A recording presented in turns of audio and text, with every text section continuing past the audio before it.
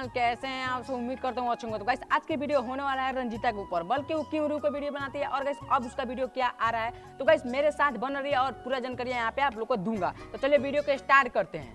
A few moments Bombay में लेके मखनिया रखले बदूद गो नचनिया। तो बता दे रंजीता के बारे में। तो गाइस आप लोग से बता दे कि रंजीता तो पहले रो के वीडियो बनाती थी, लेकिन जाता रोता जाए पिया ठीक से कमाई हो कौनो सवात से न नजर लॉन्ग वीडियो आना चालू हो गया। हाँ गाइस तो इसका यहाँ पे कुछ मैं यहाँ पे वीडियो चला रहा हूँ, उसके बाद आगे चलता हूँ। बटे जान तो हर चेहरा उतारा लागत काम तो हर कवनो बिगड़ा। तो गाइस तो आप लोग से दिमाग में ये तो नहीं चल रहा है कि कौन रंजीता के बारे में भाई बात करने वाले हैं। तो गाइस जो फेसबुक, इंस्टा और सब पे वायरल है उसी के बारे में मैं बात करने वाला हूँ।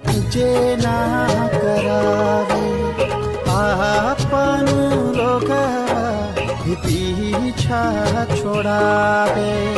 तो सो गाइस आप लोग से बता दूं कि रंजीता का कुछ डांस आया है कि